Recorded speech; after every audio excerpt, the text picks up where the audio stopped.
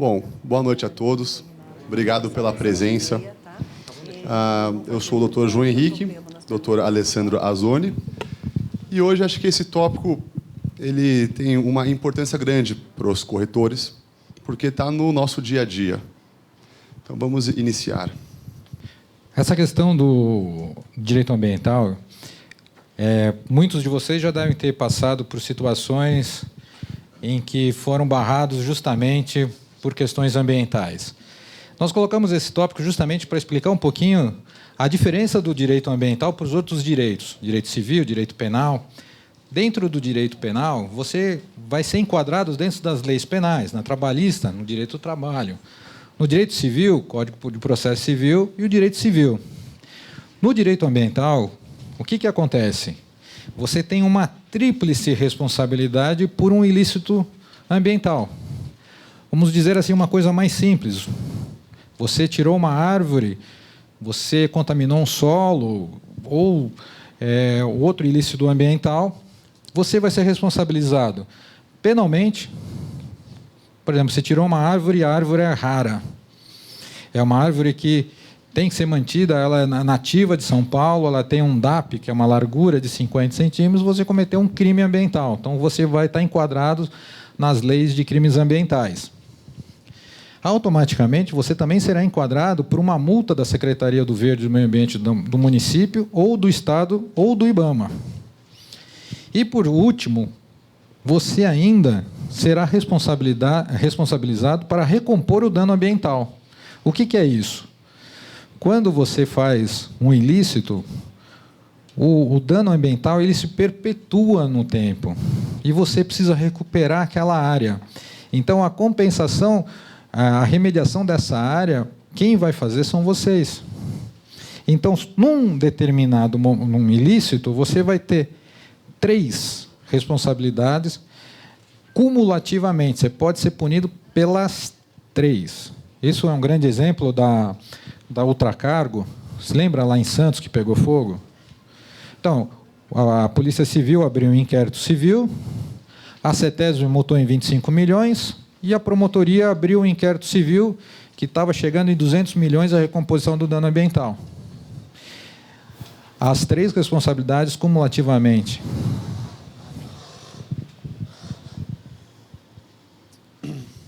Bom, tendo em vista que existem essas 3 responsabilidades, temos que entender agora o que é e como que é feita a obrigação de reparar o dano ambiental. Então, temos aqui uma obrigação chamada propter rem. É uma expressão jurídica que significa que esse dano causado a esse terreno vai se perpetuar com o dono desse terreno. Por exemplo, se eu comprei um imóvel hoje, corto uma árvore sem nenhuma autorização, vendo ele, passa 1, 2, 3 anos, existe o auto de infração, lavra-se o auto de infração, e quem tem o dever de reparar esse dano é o proprietário atual. Ou seja, por isso que o due diligence ele é fundamental. Vocês têm que levantar todos esses passivos ambientais, aqui específico na área ambiental, para você poder ter uma certeza de qual passivo, qual dano que eu tenho, para quando for fazer essa venda, o proprietário não ser surpreendido por um auto de infração depois. Eu teve um caso que nós pegamos, onde um proprietário comprou uma casa e ele foi passar a escritura e ele não conseguia porque não saiu a habite-se. Ele foi lá, foi procurar porque não saiu a habite-se. O que aconteceu? O antigo proprietário tinha tomado uma multa naquela esfera administrativa.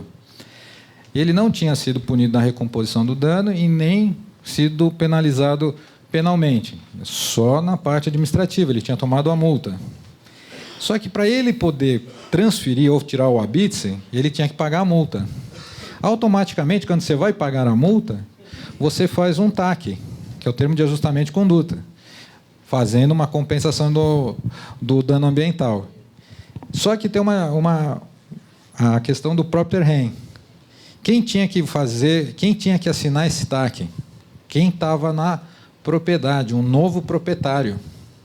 Quem tinha a multa era o antigo proprietário, mas quem tinha que assinar o TAC era o novo proprietário, porque ele ia dar condições para esse TAC ser resolvido, o dano ser sanado. E ele, enquanto não fizesse isso, ele não podia passar, não podia tirar o habitus e nem passar a propriedade para o seu nome, ou seja, ele tinha um bem sem valor. Entenderam? Bom,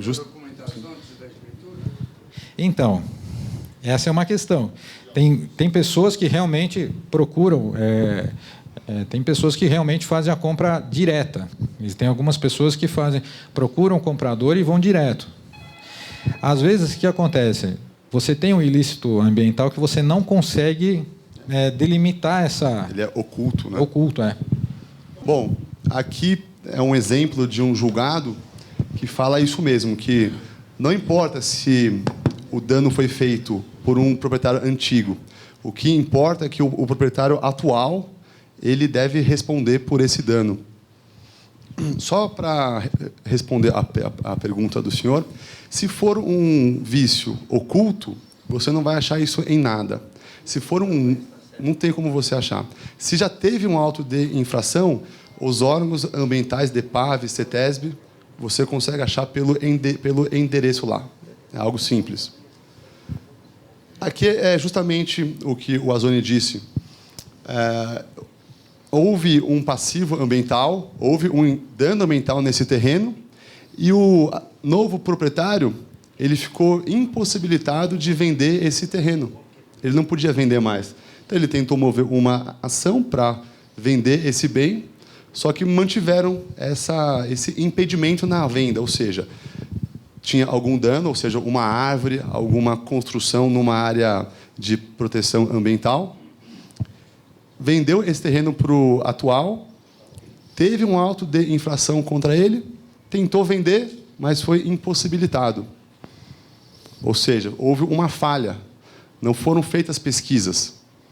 Um próprio levantamento fotográfico aéreo pode mostrar como que era antes e como que é hoje.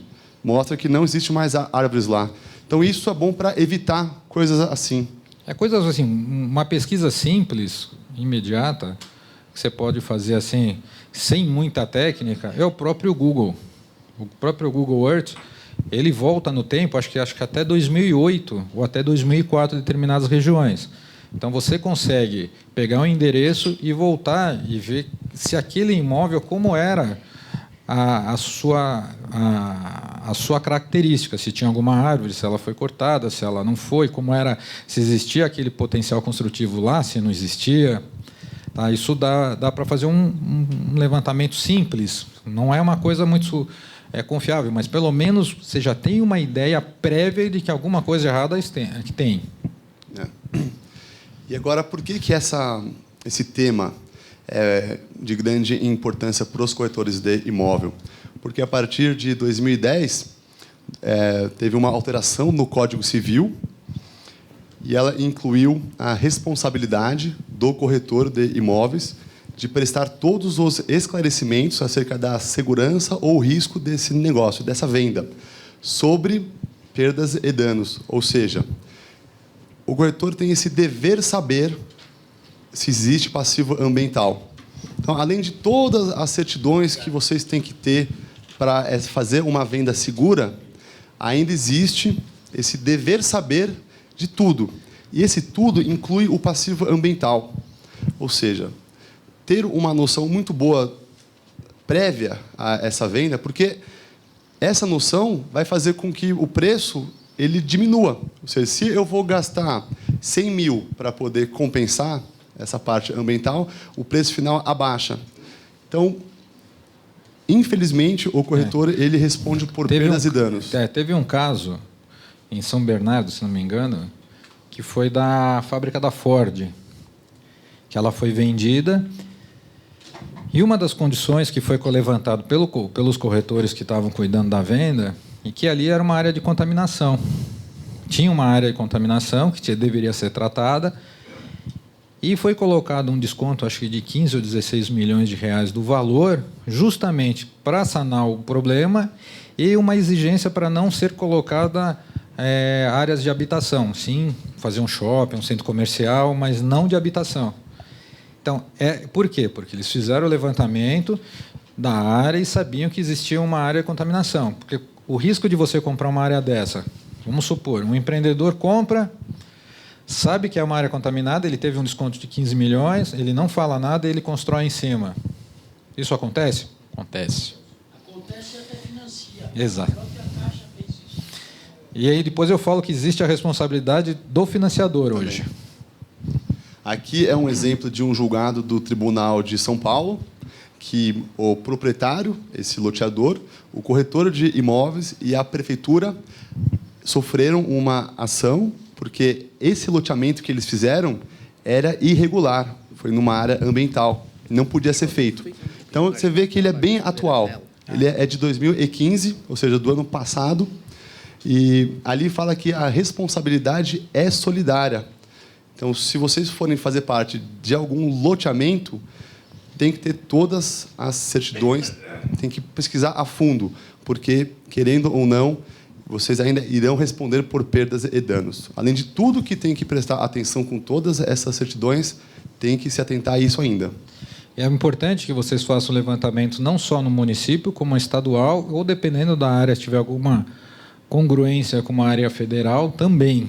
Porque, às vezes, o município está preocupado com a expansão urbana, fazer um desenvolvimento urbano lá, e ele passa por cima da licença. Aí você vai falar, mas tinha licença? Tinha. Mas é bom você dar uma consultada numa esfera superior também para fazer a checagem. Tá? Bom, a gente fala tanto sobre passivo ambiental. O passivo ele não é esse dano. O passivo ambiental é o custo que você vai ter que investir para remediar esse dano ambiental. Ou seja, é o quanto, é o valor. Então, essa, para a gente, é a definição de passivo ambiental. Dinheiro mesmo, que você vai ter que investir para poder remediar esse dano. Esse passivo ele vem da mesma linha do ativo e passivo contábil. Então, é a mesma coisa. Então, quando você tem um passivo, então é o custo ou o investimento, ele pode ser positivo ou negativo, de que você tem que fazer para remediar determinada área. Aqui é um exemplo de contaminação do solo e do lençol freático. Pode ser que na área que seja posta à venda, pode ser que teve algum aterro, algum lixão, e tem uma camada de terra por cima disso, 2 metros, 3 metros de terra. Essa decomposição dos materiais orgânicos que tem lá gera gases, benzeno, metano, outros gases. Então, esses gases, que realmente são prejudiciais à nossa saúde, e uma acumulação grande desses gases pode até levar a uma explosão. Então, aqui é um exemplo, né, de lixão, resíduos industriais. Alguma dessas áreas de São Paulo tem uma contaminação específica. Por exemplo, a região de Santo Amaro ela tem uma contaminação muito grande de resíduos de produtos químicos, porque por muitos anos eles jogavam solventes em sistemas de aterramento que acabou contaminando o lençol freático. E o lençol freático de lá, existe vários tipos de lençol de freático. Esse é um de caverna, que a gente chama, né? O de lá era de fissura. E como você não sabe qual é a velocidade da fissura, se ela está vindo para cima ou para baixo, você não sabe o potencial de contaminação dessa área e para onde ela se expande. Então, é uma área que, se vocês pegarem Santo Amaro, acho que é Jurubatuba, uma área de lá, é uma área que tem uma densidade muito grande de contaminação de solo. Aqui todo mundo sabe, né, o exemplo do Shopping Center Norte. Eles até tiveram que fechar por um tempo, né, teve uma decisão judicial que mandou fechar o shopping. Ou seja, o que aconteceu? Tinha um aterro a cerca de 9 metros de altura, e aí esse aterro começou a soltar gases. E os gases entram pelas trincas no piso, então eles vão enchendo esse ambiente com esse gás. E foi isso que aconteceu no Shopping Center Norte. Tiveram que remediar isso. No fim, a gente vai explicar um pouco como funciona essa remediação, mas teve uma ordem judicial para fechar o shopping para eles poderem arrumar, senão eles não poderiam abrir mais. Esse é o exemplo típico daquela obrigação própria terreno. Foram eles que criaram o lixão? É da década de 80, né, o lixão. Então, quem estava na propriedade? O shopping. Eles foram obrigados a remediar? Sim, foram. Eles podiam entrar com uma ação de regresso? Pode, mas quantos anos isso vai demorar? A velocidade que o Ministério Público pediu o fechamento da área, para eles era uma área comercial, então, ou eu fecho a minha parte de eventos e fecho o meu shopping, quanto eu vou ter de prejuízo, então é preferível fazê-lo.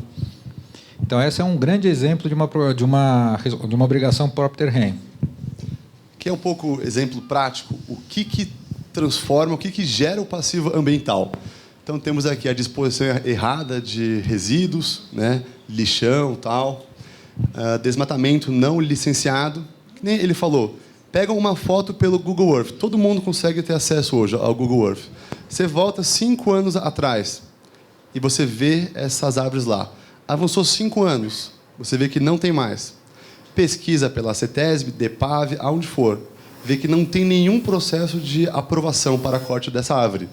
Então, você sabe com certeza que isso vai ser um passivo ambiental. Outra coisa também, aqueles postos de combustível, eles armazenam produtos químicos, né, e eles vazam.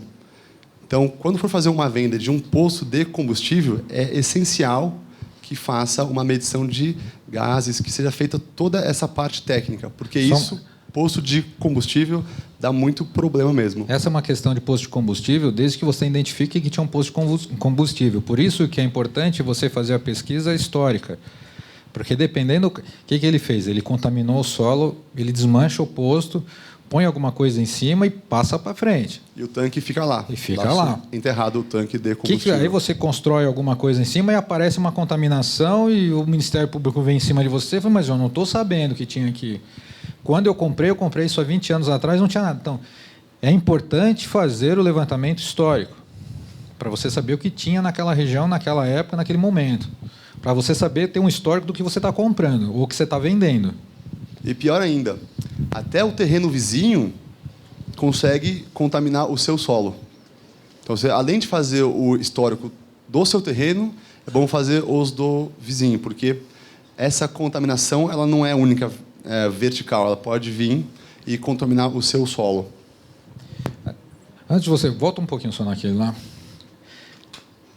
Lógico que essa parte de contaminação por resíduos, muitas vezes a gente pode conseguir identificar o causador. Foi o caso, acho que da Rod ou da Shell, que tinha um derivado de composto clorídrico lá, e era um conjunto habitacional, eles conseguiram identificar.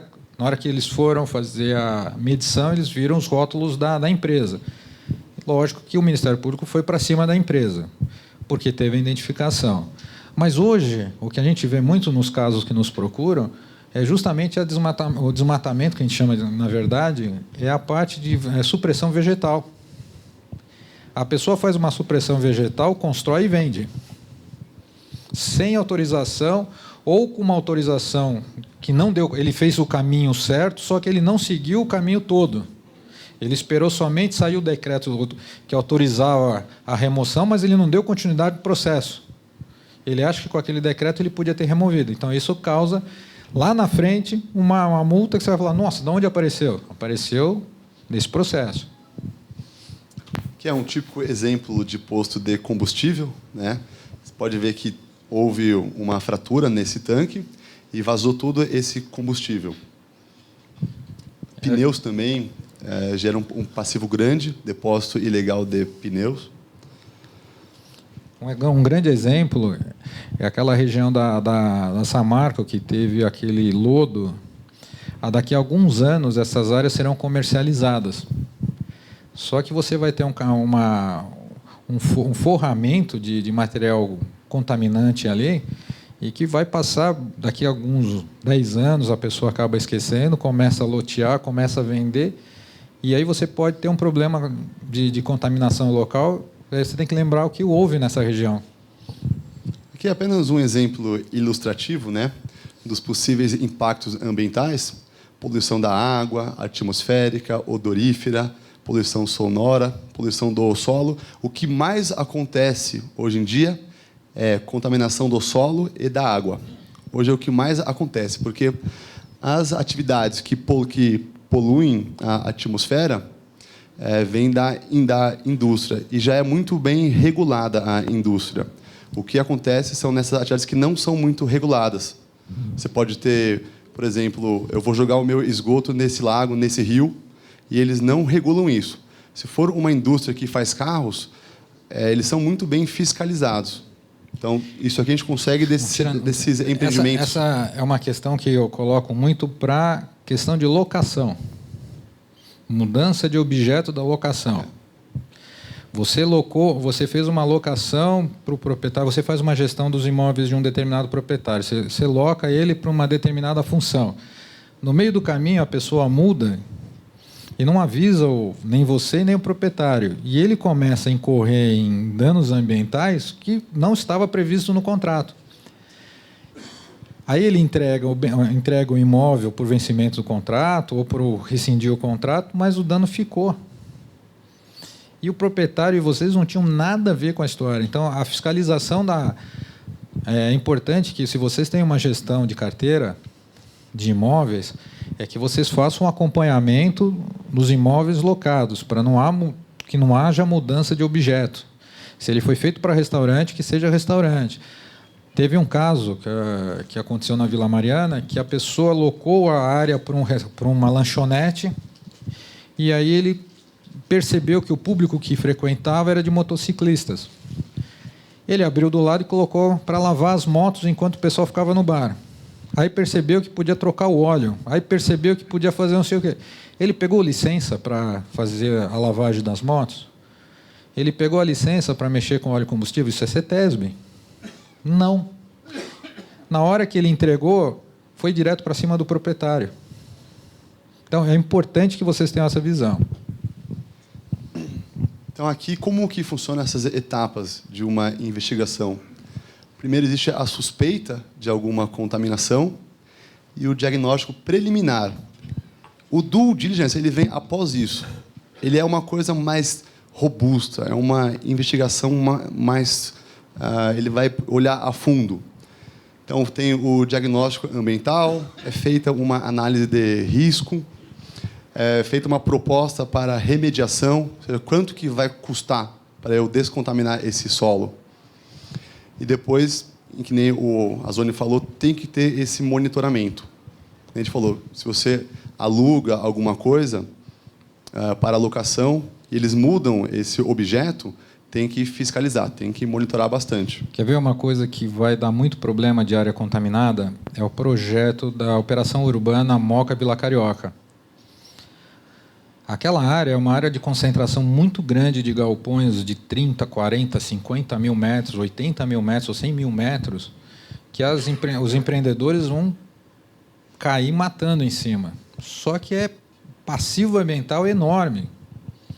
Então, vocês têm que começar a ficar de olho, porque, de repente, vocês vão poder estar negociando e o empreendedor não fala. Então, tem que fazer uma pesquisa, até você pode fazer uma pesquisa um pouquinho antes para ver o que tinha na área, e você cobra do empreendedor, mas aqui tinha uma indústria, aqui tinha um sistema de produção de contaminante, o que vocês fizeram? Não deu nada. Então, vocês peçam as licenças para você poder fazer a venda segura. Você pode dar um significado exato da palavra due diligence, por favor?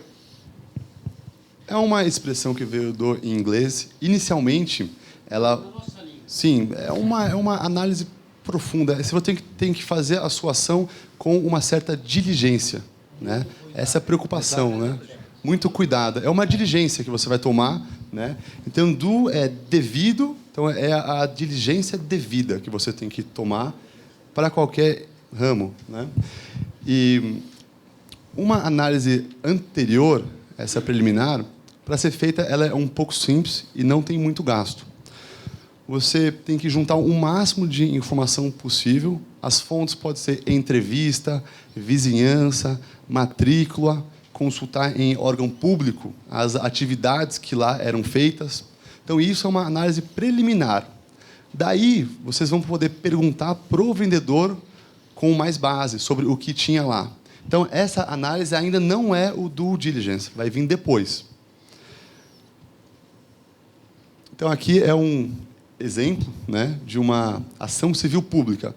Se o Ministério Público vê que tem alguma irregularidade, alguma contaminação, o instrumento que ele tem para mover chama ação civil pública, que aí vai ser contra o proprietário atual. Aqui é um exemplo, né, de uma ação civil pública perante a 8ª Vara e que ela falou que não pode entrar nessa área porque ela pode estar contaminada. É uma questão também muito grande assim da questão do diligência, justamente que a base é que os documentos sejam fornecidos pelo vendedor. Só que você não pode confiar somente nisso. Ah, não, ele me deu a certidão, ele me deu a licença, ele me deu... Não, você tem que fazer a checagem se aquelas licenças são verdadeiras e se elas refletem a realidade do local. Porque, muitas vezes, existe a má-fé em tudo quanto é mercado. Então, e essa área ambiental, é o que a gente fala, assim, ela é muito delicada, porque, às vezes, você não vê, você não tem a contaminação ou você não tem o passivo ambiental visível. Então, por isso que você tem que fazer o levantamento histórico para ver como era a região na época, o que tinha em cima. De repente, você está comprando uma área que parece que é um estacionamento, e, na verdade, não é um estacionamento, era uma indústria. E era uma indústria química, por exemplo, ou uma indústria de tintas. Então, você precisa fazer esse levantamento para você poder ter uma ideia do que pode ser encontrado lá embaixo. Só para explicar um pouco mais sobre esse termo, o due diligence. Ele é empregado para designar uma avaliação da situação atual desse imóvel, como que ele está hoje e quais passivos que tem lá. Resumindo, é isso, é como que ele está hoje e quanto que eu vou gastar para remediar os passivos que existem lá hoje.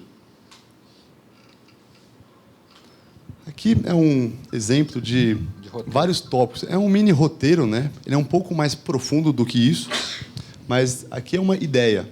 Então, iniciando, o que eu vou fazer? Tudo bem, falaram o que é o due diligence, como que eu vou botar em prática isso?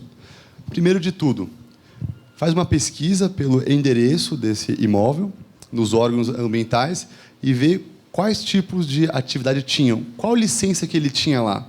Ele tinha uma licença de operação de uma indústria química, têxtil? Você também pode pesquisar se teve alguma autuação administrativa, se teve um auto de infração lá. Existe isso, você consegue fazer essa busca. Então, se teve um auto de infração e o vendedor ele não disse, já é um sinal de que existe um passivo ambiental.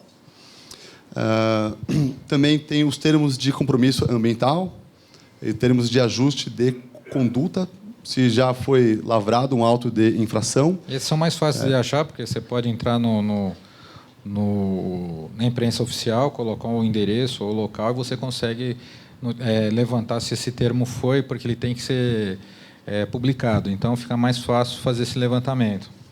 Também temos o AVCB, que é o Auto de Vistoria do Corpo de Bombeiro. Tem que ver se eles tinham isso, se já tinha alguma coisa, algum imóvel em atividade. Isso é fundamental. Quando vão fazer alguma obra, quando vão fazer alguma indústria, qualquer tipo de indústria, precisam dessas 3 licenças: a prévia, a de instalação e a de operação. Que nem ele falou, você consegue ver pelo nome da empresa ou pelo endereço. Isso é possível verificar isso. Também sobre o licenciamento ambiental, para eu poder cortar alguma árvore, para eu poder construir nesse terreno, eu tenho que ter uma licença ambiental. Então, isso é fundamental. Por quê? Pode ser que esteja no IPTU essa área, só que não teve a devida licença ambiental. E aí, se tiver algum auto de infração, o atual vai responder. Também o Código Florestal ele vai falar sobre também áreas de proteção ambiental, APPs. Então, se tiver alguma nascente, algum córrego nesse terreno, tem que ver agora a distância que tem. Então, por exemplo, tem uma distância de 15 até 30, 50 metros que não pode ter nenhuma construção. Vai lá, mede, vê se tem. Outra coisa que tem também é a altura. Quando enche a água de algum rio, o Código Florestal vai dar uma altura. Pode ser que o seu terreno seja plano e seja diagonal. Quando a água sobe, essa água ocupa esse espaço. Então, eu já peguei alguns casos que a pessoa teve que desconstruir a casa que estava lá, porque quando a água subia, chegava até perto dessa casa. E pelo Código Florestal, ela não podia ter essa casa lá. Então, imagina esse custo. O cara compra o terreno inteiro com a casa pronta, a casa está lá faz 20, 30 anos. Aí vem uma ação civil pública contra esse terreno e você que adquiriu essa casa de boa fé é obrigado a desconstruir. E quem paga para desconstruir é a pessoa que tem, é o proprietário atual. E você tem que recuperar no estado original. Se tiver uma área de floresta, você vai ter que colocar a parte, recuperar a mata que você foi suprimida nem por você. É lógico que na região urbana existe uma descaracterização das áreas de APP e algumas coisas que, por exemplo, são os córregos perto que são colocados, as habitações já foram colocadas próximas. Então, nesse caso, existe até o próprio Ministério Público entende que não tem como você tirar essas pessoas da região. Teve alguns licenciamentos na Secretaria do Verde que eu participei lá, que era justamente o córrego dos meninos e um outro córrego, que ele era margeado de construção de ponta a ponta e o córrego passava no meio, ou seja, não existia nenhum espaço para que se pudesse dar a distância prevista no Código Florestal. Então, quer dizer, ali já não dava mais, ali era realmente tentar evitar os danos de enchentes e que dava previsto ali. Já não dava mais para se aplicar a questão do direito ambiental. Também pode ser feito consultas na CETESB pelo endereço. Ele vai mostrar todas as atividades e se teve algum auto de infração naquele local. E algumas prefeituras também têm esse serviço. Você protocola um pedido, é pago, mas ele consegue te falar todo esse histórico se houve algum auto de infração lá. O que eu acho que realmente acontece é que o corretor de imóveis tem tanta coisa para ele verificar que, quando chega nessa parte ambiental, tem muito pouco tempo, né? Então, assim, tem que pegar várias licenças, tem que puxar a certidão da pessoa que vai vender, ver se ela possui alguma ação, alguma execução fiscal, certidão da dívida ativa. São tantas coisas. Então, realmente, a parte ambiental ela é fundamental, porque é uma parte silenciosa, que, quando ela vier, ela vem forte. O importante é que vocês tenham... Desculpa? Os honorários vão aumentar. O importante é que vocês possam fazer pelo menos uma prévia histórica, por exemplo. Você vê o que tinha na região. Por exemplo, você vai pegar aquela região lá da Operação Urbana Moca Vila Carioca. Você sabe que é uma área industrial, que foi uma área industrial. Então, o risco de contaminação lá é quase de 90%, 90%, 98%, tem uma área contaminada. Teve até... Deixa eu lembrar quem foi a construtora que fez lá. Ela construiu um prédio lá, que tem na usina de açúcar, tinha a usina da União, que eles mantiveram a torre, mas é uma área contaminada, eles remediaram. E quando... A Cirela. Boa. A Cirela, então, e quando você compra, o corretor fala, aqui foi uma área que era contaminada, foi tratada, eu preciso deixar ciente que na venda. Então, a pessoa que está comprando, até a corretora falou que gestantes desistiram da venda, mas outras pessoas compraram. Então, mas você tem que informar. A sua parte é passar a informação. Que foi uma área tratada, foi descontaminada, está em remediação e a sua parte... Exatamente. Aqui a gente não quer ser muito técnico, então eu vou falar um pouco simples sobre esse ensaio. Chama Soil Gas Survey, é uma pesquisa de gás no solo, né? Você vai cravar poços e vai medir quanto de gás sai desse solo. É uma máquina que faz toda essa medição. Por exemplo, você vai medir metano, benzeno, tolueno. É muito simples, não é caro, é cerca de R$2.000 até R$4.000 para poder fazer esse ensaio, e esse preço é muito baixo, para poder ter uma certeza maior sobre isso. Então, isso aqui é para medir gases. É simples esse ensaio, tem umas fotos aqui. Mas, antes disso, eu vou dar esse exemplo. Houve uma venda em Minas Gerais, o valor inicial era 200 milhões.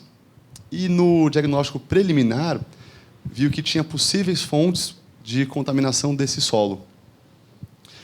Aí, a partir dessas informações preliminares, foi feito o due diligence.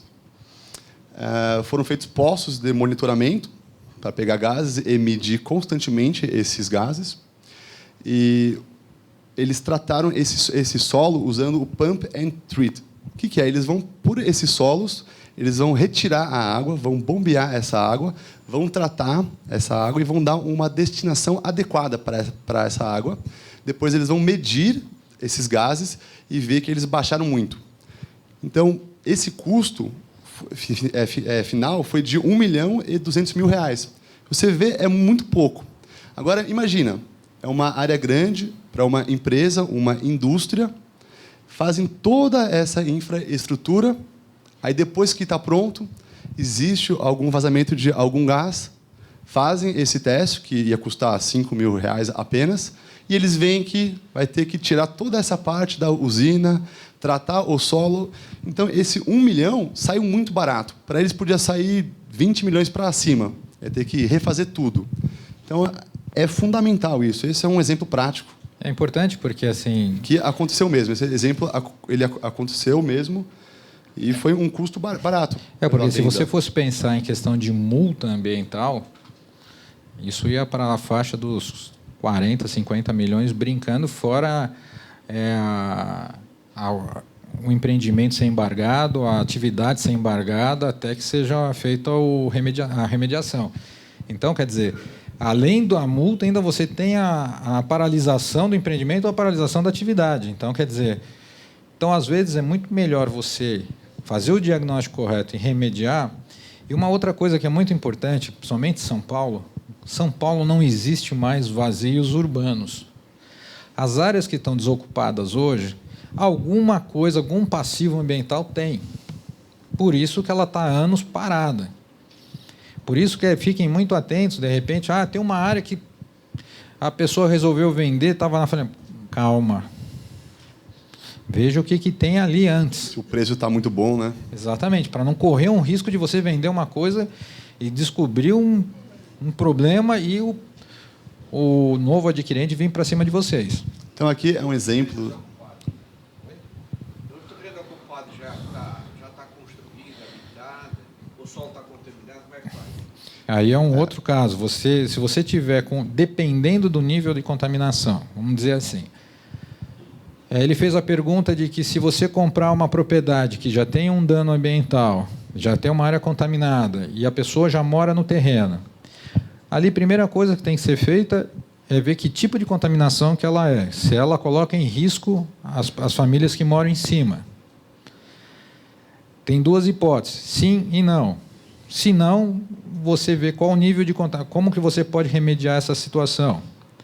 Se for uma contaminação que põe em risco a população que está em cima e a local, automaticamente você tem que interditar a casa, ou o imóvel, ou a propriedade. Isso está acontecendo. Tem empreendimentos, nós estamos, inclusive, num que são 5 torres, e o Ministério Público mandou 48 horas para desocupar os prédios. 48 horas, por suspeita de contaminação. Os proprietários estão desesperados. Já virou uma ação civil pública. Já. Né? O instrumento, de novo, é uma ação civil pública. E aqui é um exemplo. Nessas 3 fotos, vocês veem que não tem nada feito, então ela foi prévia. E essa última foto aqui da esquerda, vocês podem ver que essa pessoa está perfurando o chão, essa laje, para poder fazer esse teste. Ou seja, já tem uma obra ali feita, pode ver que já existem mesas, e agora ele vai ter que fazer esse teste porque apareceu algum indício de contaminação. O pessoal fala que uma ação trabalhista acaba com uma empresa, mas uma ação ambiental é muito pior do que uma ação trabalhista, né? Ela acaba com tudo. Aqui é um exemplo de amostra de solo. Se houver essa contaminação pelos gases, então tem que tirar uma amostra de solo e de água. Eu não vou ser muito técnico, eu vou falar muito simples. Mas aqui é como eles pegam, né? Eles pegam essa amostra de solo, mandam para o laboratório e lá eles fazem todas essas análises. Mesma coisa serve para a água. Eles mandam também para o laboratório. Que é um exemplo de uma amostra d'água, como que eles fazem. Cavam esse poço, é pequeno, 5 metros, 6 metros, e pegam toda essa água. Isso aqui já faz parte do due diligence. Isso já é uma pesquisa mais profunda. Porque a pesquisa inicial é a concentração de gases, metano, benzeno. Aqui também, a própria CETESB, ela faz esses ensaios, ela oferece. Então, quem entrar no site da CETESB hoje vai conseguir ver a lista de ensaios e o preço que eles cobram para poder fazer esses ensaios. Se houver um indício, aí sim você pode entrar. Também não só ela faz, como outras empresas focadas na parte ambiental fazem, né? Eu dou um conselho assim, isso aqui é a CETESB, automaticamente ela funciona com uma autodenúncia. Então, assim, eles têm a disposição de fazer isso diretamente, mas o correto seria você procurar uma empresa que faça isso, que ela pode fazer um levantamento e poder até te dar a potencialidade de contaminação local, ou se essa contaminação pode ser remediada, ou se essa parte essa contaminação não causa dano. Então, quando você entrar em contato com a CETESB, você já tem a solução para dar, do que receber dos técnicos e vir uma ação muito mais. Exatamente. Aqui é o site da CETESB e vocês podem ver que documentos emitidos, vocês conseguem ver tudo. Licença solicitada, autuações, TACs, que é o termo de ajuste de conduta, autorizações e indeferimentos, alvarás. Então, aqui você começa a puxar dados do imóvel que você quer fazer essa venda. O próprio CAR, né, o Cadastro Ambiental Rural, você é obrigado a preencher esse CAR, e no CAR você tem que preencher essas 4 opções. APP, se o seu imóvel tem uma APP, se tem uma área de reserva legal, se essa vegetação é nativa ou não, e se tem alguma área de uso restrito. Ou seja, puxando dados, você consegue fazer toda essa verificação. CETESB, CAR. Essa parte do CAR... Oi, desculpa? Onde faz? Hoje você faz virtualmente.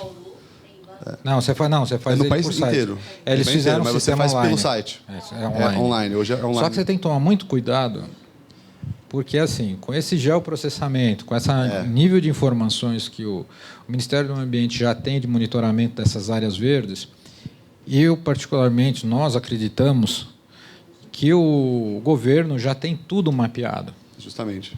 O que ele espera? Que você voluntariamente faça a declaração da sua área ambiental.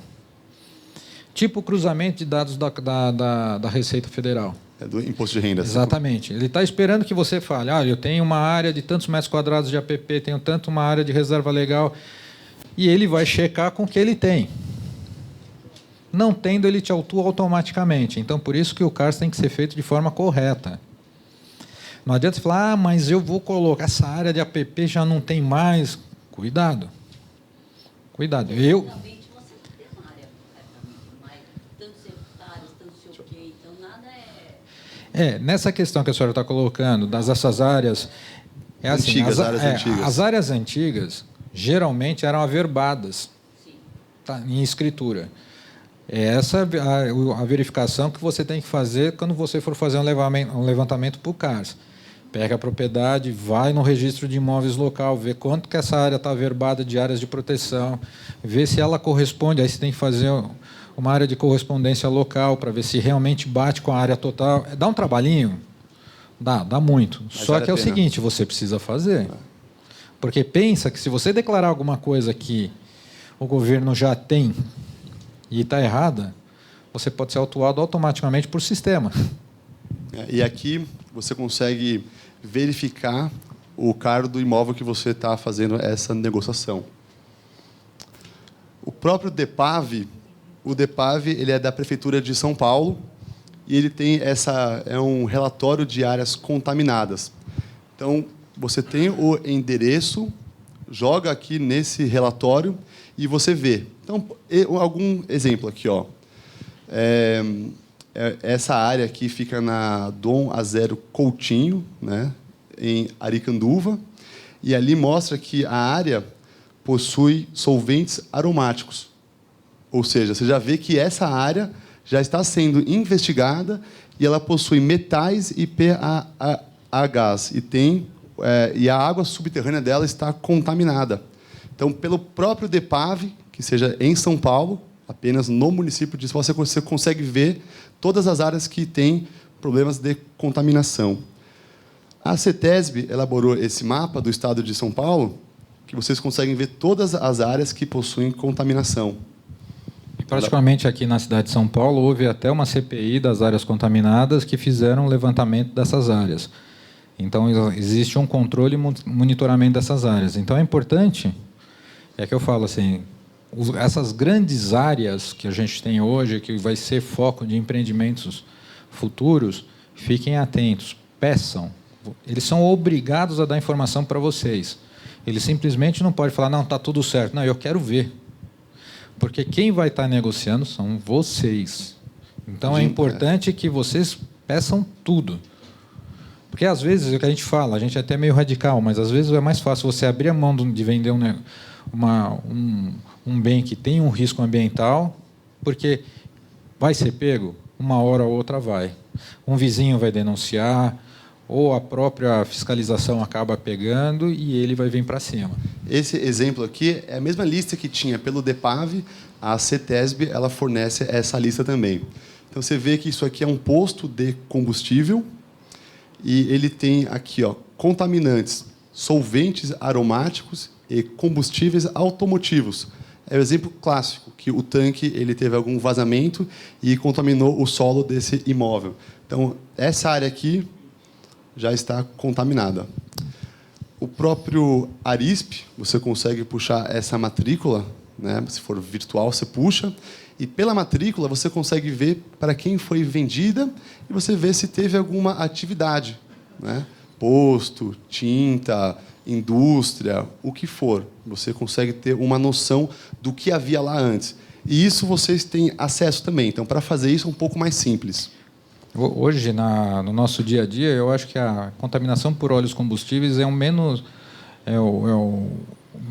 grave que a gente tem, porque hoje você faz o tratamento disso, você faz a aplicação de neutralizantes, então você acaba neutralizando o efeito dele. O problema são os solventes, os agentes químicos de grande toxicidade. O que acontecia?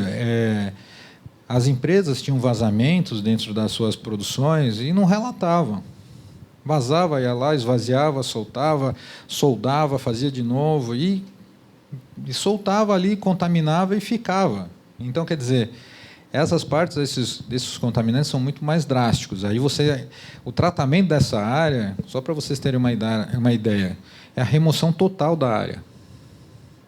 Você tem que pegar o tamanho da profundidade da contaminação, retirar esse solo, levar para uma área para tratamento, é tratada essa terra, depois de tratada, ela é condicionada numa outra área. Então, é caríssimo, é caríssimo. Bom, estamos indo para o fim aqui já. Sendo um pouco mais prático, quando for fazer um due diligence, tem que responder essas perguntas. Existe algum órgão investigando esse terreno, a empresa ou a pessoa vendedora? Verifica pela CETESB, pelo DEPAV.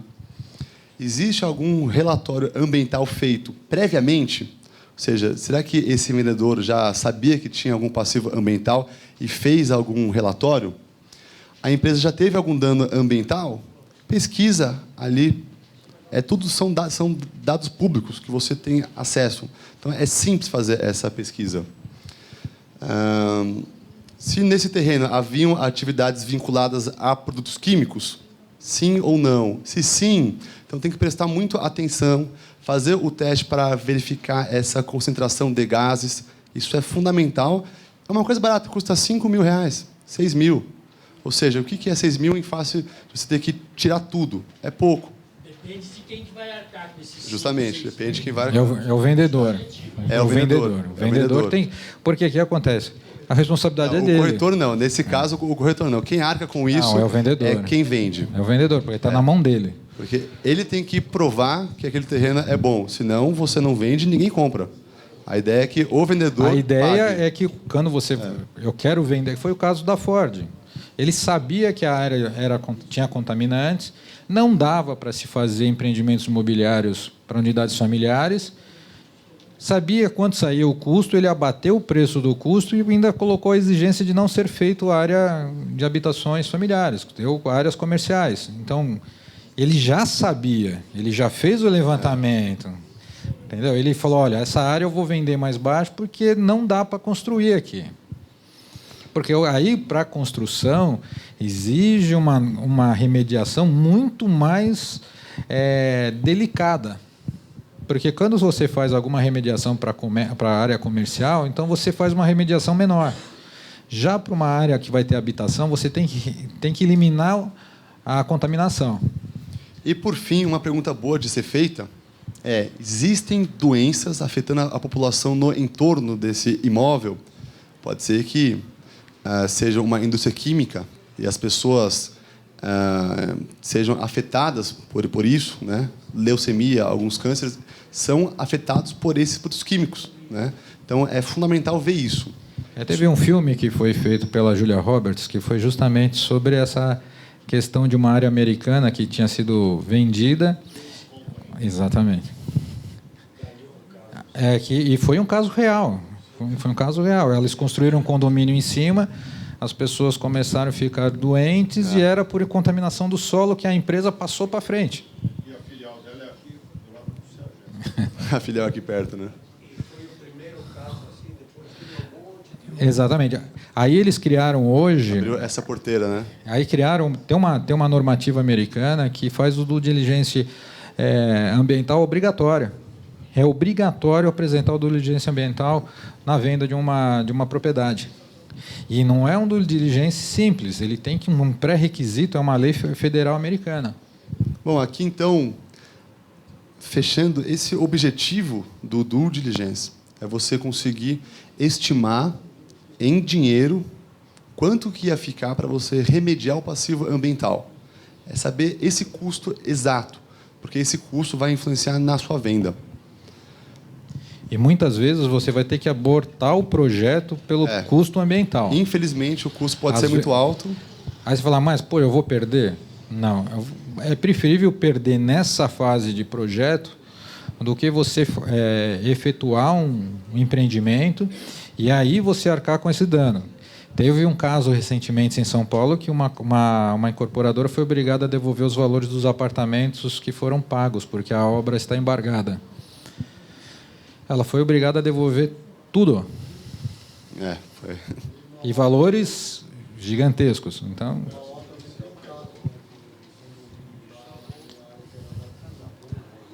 Também teve que fazer a devolução. De todos então, os apartamentos. Você imagina você... Você sabe qual que era o grande problema dessa construtora? Ela falou assim, eu consigo devolver o que está comigo. Agora eu estou fazendo uma ação em cima dos corretores para pôr o valor que foi pago em comissão, que eu preciso devolver. Infelizmente. Porque o que o Ministério Público mandou devolver é o integral que a pessoa pagou. E ele falava, o problema deles era levantar a comissão, que tinha sido pago para os corretores. Então, a ideia que vocês têm que levar hoje é fundamental fazer o due diligence.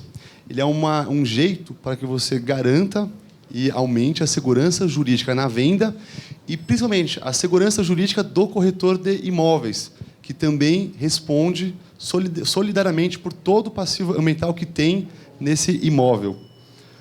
Nossas referências, e muito obrigado.